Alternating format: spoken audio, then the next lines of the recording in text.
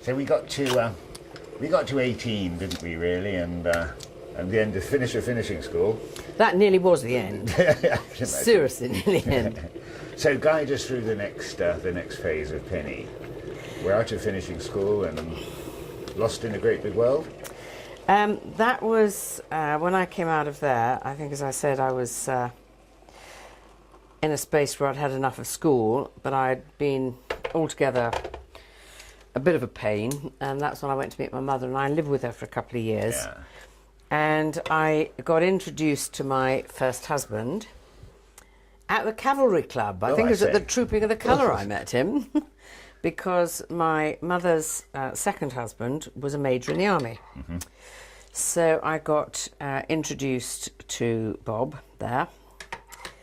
Now, I think he'd actually been in the army, so John Mears knew him. Mm-hmm. So he'd known him, and I was introduced to him, and he was typically army. Very dashing. I'm not sure that I'd describe as very dashing. Very suave, yeah. Probably. Anyway, so yeah, met Bob, and I'd say that he went out of his way to, probably the best word is woo me, and he was quite a lot older than me. He was about 16 years older than me, and he was a solicitor.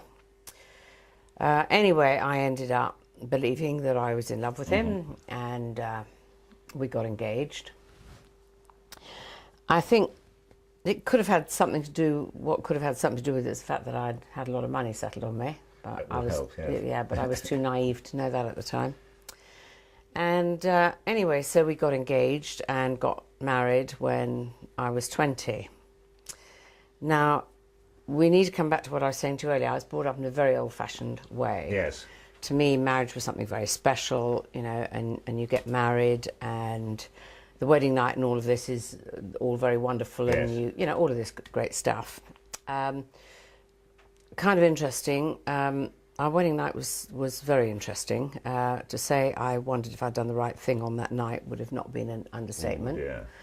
But then on our honeymoon, what probably didn't help too much was that he decided to invite his ex-mistress to join us on the honeymoon for a week. Really?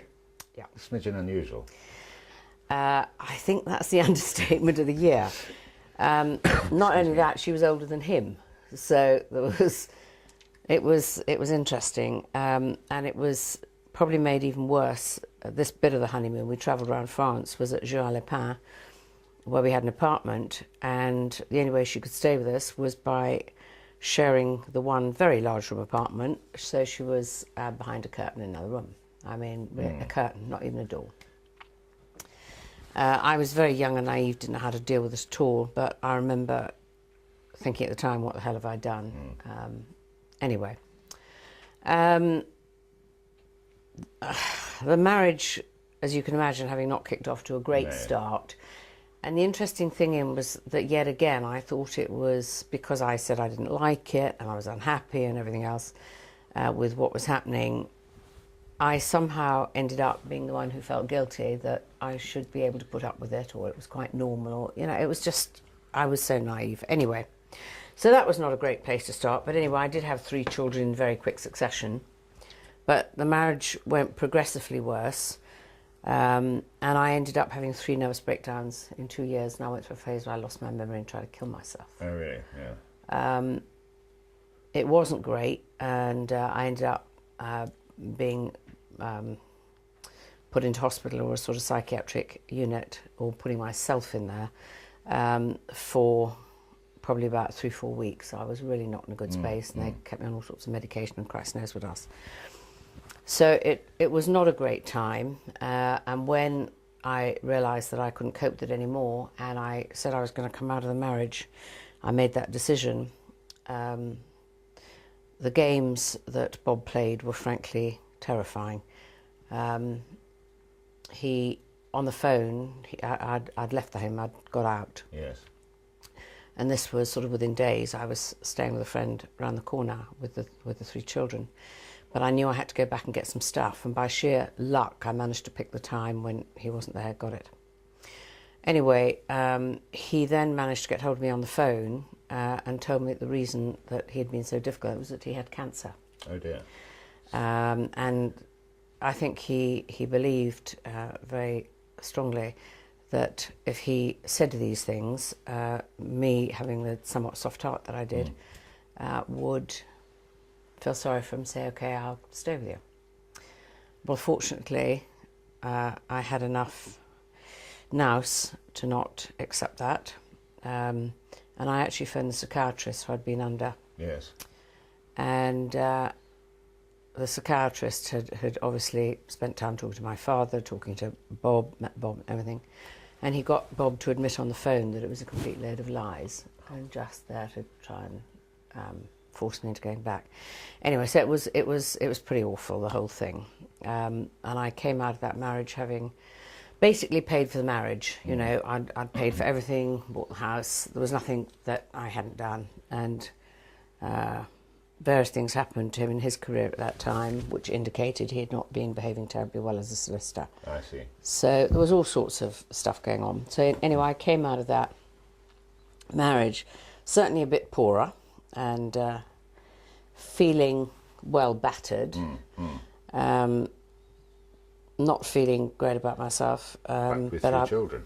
With 3 children. And again, it's the old thing, you pull yourself together, pull yourself up by the bootlaces, because you've got 3 wonderful young children that you want to look after. This presumably leaves you with very few options. You can't sort of say, poor me, or I'm going to run away, or no. You have to... No, yes. you just knuckle down to get on with it. Yeah. And so I did, but of course I was very lucky and met somebody else, fell in love, and decided to get married again.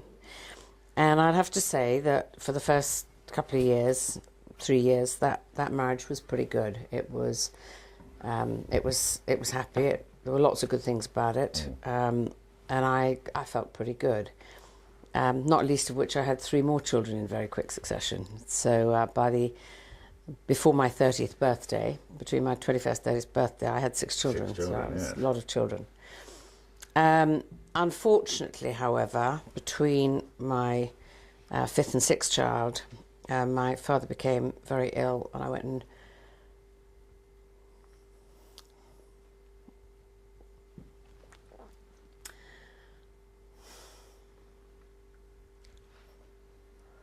I nursed him at home so he could die in his own home.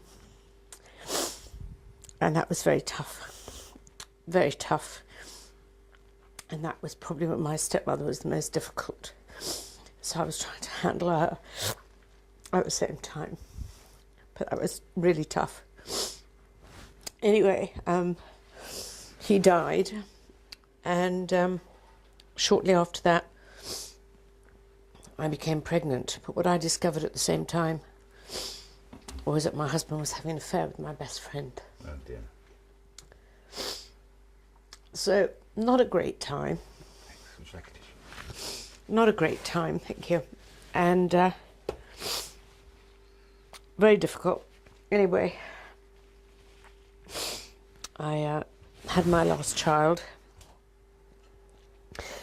And that was really very special, but the marriage really didn't survive terribly long. It was kind of interesting, really, because it probably would have finished earlier, except that Mike played a very good card, and that is, I did actually have him thrown out of the house because he was physically violent, and I went to court and he wasn't allowed near the house. But he refused to accept that I wanted a divorce, and he said he wanted to speak to the psychiatrist who I'd been under before, because he didn't believe I was depressed. And the psychiatrist gave him the best advice possible, which happened to be the worst for me. But the psychiatrist said, "You are fighting her every inch of the way. That's a mistake." He said, "You need to give her whatever she wants. If she wants you out of the house, go out of the house. Whatever it is she wants, give it to her. If I know Penny well enough, she'll feel sorry for you and she'll give you another chance." And that's precisely what happened. So I went back and tried for another 2 years, but couldn't make it work. So I came out of that marriage, which was really challenging to get out of it. And the only way I could almost get out of the house was do a moonlight, which I did with me and the kids. So by this time we have 6 children and a very 6 battered children. and bruised Penny, I suppose. And a lot poorer. Again. A lot poorer. And I went and got this house in Sunningdale, which was leasehold. It only had something like 22-year lease. And it had been lived in by I think a pop band. So do I need to say more? No, I think we can picture it. It was like my house, probably. it was not great. But I saw some potential in it. Anyway, we lived there, and it was challenging at times. We didn't have too much heating, and for 6 years I brought up 6 kids on my own. I managed to buy the freehold of the house by convincing them that it really wasn't worth as much as they thought it was. And when they came round, bear in mind it was dark brown paint, and it was grim. It was kind of interesting. And of course I drew the curtains a little bit so it looked even grimmer. Absolutely. And managed to get it for a hell of a good price. My stepmother helped me buy the freehold, which tells you how much money I'd lost, because I should have had enough money to do it. Anyway, no need to work in this time. You were still. I was bringing up 6 children, and I was doing 3 jobs to just pay the bills and keep the show afloat. And those jobs, I was working in a bar, demonstrating products in wherever I could, and I became a daily. And that was to Hazel Critchley, who is now my best friend. She was heavily pregnant at the time, and we both advertised in the local post office, me for work and her for some help. Yes. And I still remember I went up to see her. She happened to phone me first. It was within minutes, so she phoned me, and I went up and I was sitting on her bed for her to interview me because she'd got toxemia. She was 8 months pregnant with twins, and she interviewed me on the bed. she said, yes, okay, I'd like to give you a trial. But I think she thought, God, she's always employed mothers' helps and dailies. Does she actually know how to do it herself? She does actually still say that I'm the best daily she ever had. But I remember her asking me, she said, could I have a reference? And I looked at her in complete disbelief. I said, what do you want a reference, and who do you want one from, as to whether I can clean a house? One of my ex-husbands. I thought, this is good. Anyway, I started that day, and so I was her child, but she then discovered I could cook. So I ended up starting to do some cooking for her, and we did have some amusing situations because she had what was called the Last Supper before she went in to have the twins. And she said, could you please cater, but on one condition, we want you to be a guest as well. And so I was, and there was somebody called Queenie there, the golfer Michael King, because Hazel's husband is Bruce Critchley, the pretty well-known golfer and Sky commentator and what have you. Anyway, so Queenie was at the dinner, and sort of polite conversation across the table. He said, and tell me, what do you do? And I looked at him and I said, oh, didn't you know? I'm the Critchley's char. It was a talking point for a while. I bet he was nonplussed. Yeah, he was a bit. So they became very good friends, and that led to me doing more different jobs in discovering I could cook. At the time, Bruce was still working at Blue Circle as a senior manager. I started doing some catering at outside events for Blue Circle at Lord's Cricket, and then I got asked to go and do some catering for them at the Open Golf Tournament. So I started to do lots of catering, which was interesting.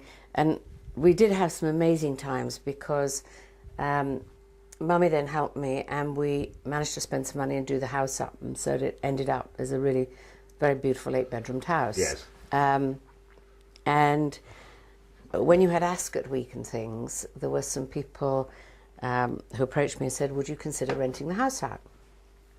So I said, Yeah, okay. Of course I will, because they paid really good money. Yeah, absolutely. And I did for Wentworth. I rented it out to various people, but differently from other people, I refused to move out. I said, no, I'll stay and do the catering. So I had people like Sivi Ballesteros and Hugh Barkey and people staying, which was great fun.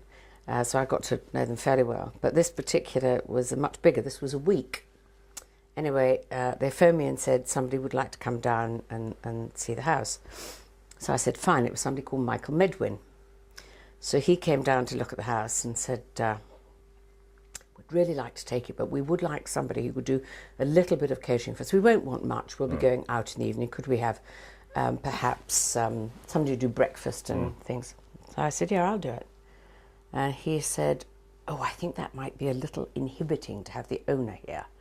And I said, well, I'm really sorry. You either have me or you don't have the house. So Makes you wonder, doesn't it? I know.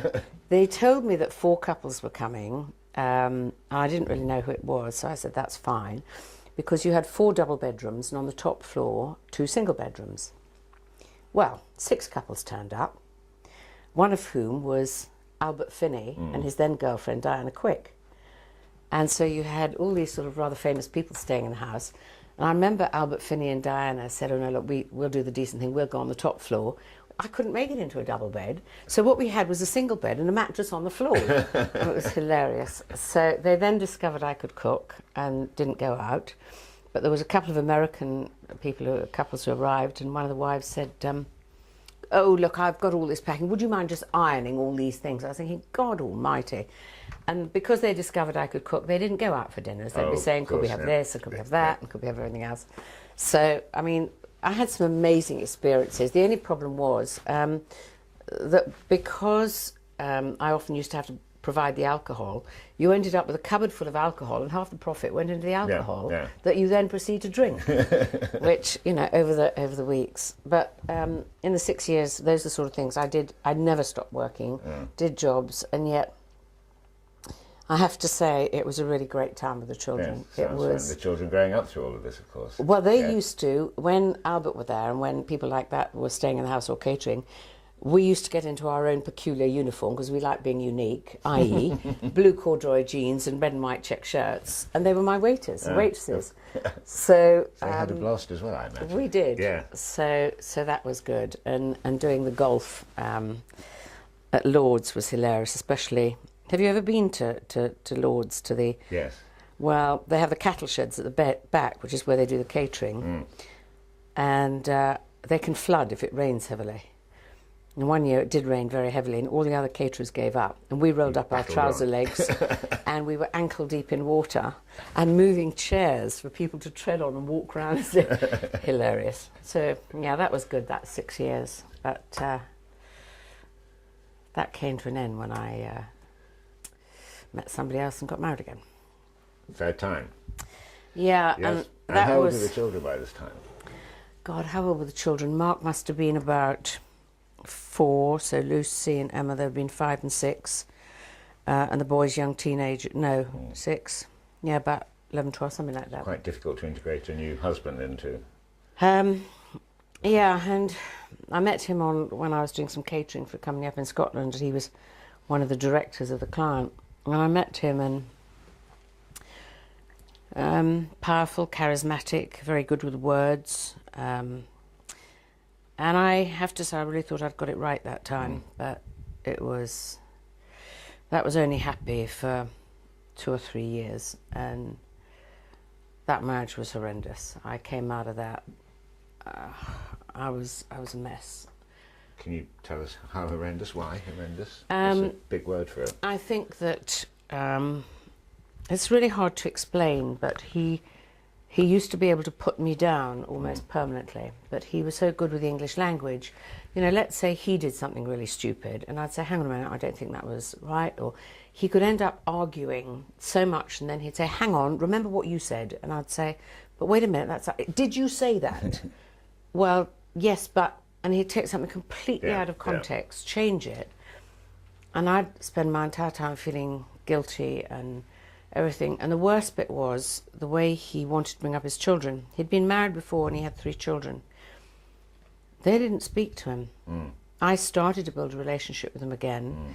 And to this day, I have a relationship with them, although sadly one of them died of cancer.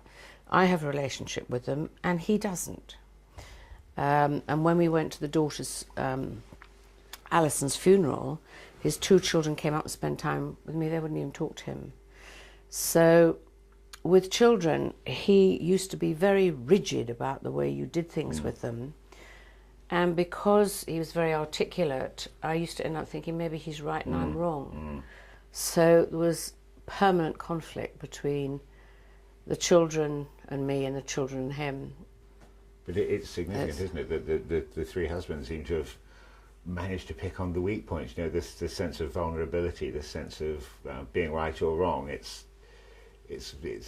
must have left a great impression on you, that especially in rebuilding yourself afterwards, the ability to be able to have confidence in what you think and your decisions and your opinions again. Well, I don't know. You see, this is the interesting thing, is I look back and think, would I do what I now do if I hadn't had those experiences that were awful, some of them? And I think probably I may not. I mean, it'd be great if I'd been wise enough to bloody learn it through 2 marriages, not 3, and kept some money. It'd be really good, but I didn't. I had to go through the 3rd one, which, as I say, was by far the worst. And with Dennis, there's some things I remember, some I just choose not to think about. But I had to move Mark and Emma, my 2 youngest children, out of my home because it was so bad, the relationship with them and Dennis. I had to move them back with their father. And this was only probably weeks before Phil died. I had to move Phil out. I can still remember one morning Dennis going in and hitting Philip awake because he had left a dirty coffee cup on the side in the kitchen. And this is a lad with schizophrenia. I mean, it was awful. So I had to move them out. And when I heard about Phil's death, I was phoned down at where I was working in Devon. So I had to be brought back. And Dennis then came back and he was crying about Phil dying. I could have killed him. You know, it was, how dare you be so upset? How dare you, when you were so wicked to him? Yeah. But it's awful. But I came out of that, but yes, of course they picked on my weaknesses. But who gave them permission to do it? Yes. I did. Yes. You know, there's no question, but when I came out of that marriage at the age of 50, I had no money, I had debts. But the worst thing was I had no confidence at all, absolutely zero.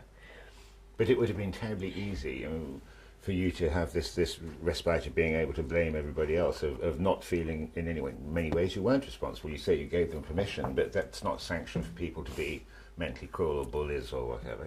But that was when, you see, I got the wake-up call. And in the beginning, I absolutely did blame them. You know, how can I be so unlucky? I felt like a real victim of life. How can I be so unlucky? I keep picking these powerful, charismatic men who then proceed to shit on me from a very great height. But the thing that happened, the thing that first created the chink, was I'd hurt my back. And I went to visit this osteopath who occasionally I'd go to because my back can be a bit dodgy at times, and so I went to see him. And he was a brilliant osteopath, and he was a healer as well, but God, he was irritating. He was never on time when you'd go to see him, but if you dared to tip up late, he would have a secretary write you out of the book. So you had to get there on time. I think he thought one day a miracle would occur and he would be on time, but he never was. Anyway, this day I tipped up and I was sitting waiting, and he was, as always, horrendously late. But I hadn't brought a book, hadn't brought anything. And there was a book on the side that I picked up and I began to read. It was called You Can Heal Your Life by Louise Hay. And I began to read this book, and I remember thinking, what a load of cobblers this is. Because this woman really believed that she had cured herself of cancer by changing the way she thinks. And I thought, hang on a minute, this is cloud cuckoo land. Came too far, perhaps. Yeah, but I was kind of interested. I then went in to see Roni, and Roni asked me a question that had me in pieces. He said, could the real Penny Ferguson stand up, please? And I just burst into tears. I said, I don't know who I am. Exactly. Yeah. I'm so busy trying to be who my husband wants me to be, the perfect wife, who my children want me to be, the perfect mother, who my clients want me to be, the perfect consultant. I haven't a clue who I am. Anyway, that was a massive wake-up call. And I then said, can I borrow this book? He said, sure. So I took it home and I read it that day, the whole book. And then I went out and bought every single book that she recommended in her bibliography. 6 weeks later, I'd read all of them. There must have been about 16, 17 of them. Yes. And they were all saying similar things in different ways. And that was the first time that I realised, hang on a minute, Pen, there's only one common denominator, and that's you. And that was the first time that it was a massive wake-up call. There were a couple of things that made me really uncomfortable, because recognising on one side the incredible excitement and opportunity, hang on a minute, I've got everything I need to turn my life around and make it what I want it to be. That was amazing. The toughest bit was looking at it and saying, why did I choose to create this? Why did I choose to go on doing this and not learn? Why did it take me so long to discover that? You know, I'm now 50, what example have I given to my kids? I didn't really want to take responsibility for everything that happened before. I have to say, as of today, I have no bitterness towards my ex-husbands, none. I built up a really good friendship with Bob, my first husband, before he died. I was due to have lunch with him the week he died. So I became really good friends with him. My second husband, I'm good friends with him now, and enjoy his company, which is great when I get together with the children. My last husband, I would choose to have nothing to do with ever again. His values are so far away from mine. I mean, so much so that when I did finally divorce him, he went bankrupt rather than pay me the $220,000 that he owed me. So that was that. Now, it would be very easy to feel bitter, but I don't at all. I really don't.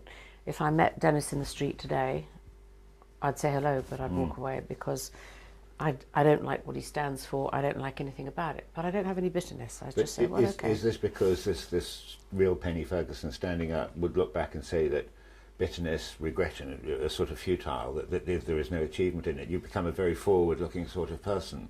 You're helping now, as we're going to talk about in a minute, I'm sure, how your program changes people's lives. Is this the foundation that changed yours? That you realise you're responsible for yourself, but you can't change what's happened in the past nor live in it? Yes. I mean, I carried that baggage around with me for ages, and I kept, you know, when I was going through the change, I kept carrying that baggage with me. And not only did I carry it, I mean, literally, if you think about it as a pictorial image, I had all these things happen to me in my life, and there are some things that happened to me when I was 18 that I haven't shared with you because it's too difficult and too painful. I understand. But I carried this bag of stuff with me that's like a bag of shit, frankly. But not only did I drag it with me wherever I went, every so often it's so I stopped, opened the bag, had a little look at it and put it all over myself all over again. Then I thought, this is a complete bloody waste of time. What am I doing this for? Why can't I just cut the string and put it down? Yes. Which is, I think, what I said to you earlier. All of us have things that happen to us in life. Some of them are really horrific. And it's being able to say, you know, much more horrific than mine. Much more horrific. And it is a case of saying, am I going to carry this baggage around with me forever? Or am I going to take control and say, hang on, the only time you can make change is in the present moment. Absolutely. You can't make it in the past, you can't make it in the future. You can make it in the present moment. So what am I, you know, if I knew there's one thing I could do today that would help me take a little step forward, what would it be? And the other thing that was really powerful for me, although it looked like I was coming from a nightmare and I had got all this stuff around me that was negative, it seemed like a mountain ahead of me. But I didn't allow myself to think about that. I thought, okay, this is the vision, this is where I want to be. What's a little step I can take today? And it's one of the things I realise about becoming a great leader. It's not about doing the big things. It's about doing the little things, taking the little steps. Little steps can make an incredible difference. Incredible difference. And it just then begins to emerge. So it's been an interesting journey. A fascinating journey. We've had our coffee. Shall we return and talk about the leadership program in more detail, and perhaps I'll even learn how to be a leader. Thanks for the coffee, though. Let's go back Real to pleasure. Okay, thanks, Tony.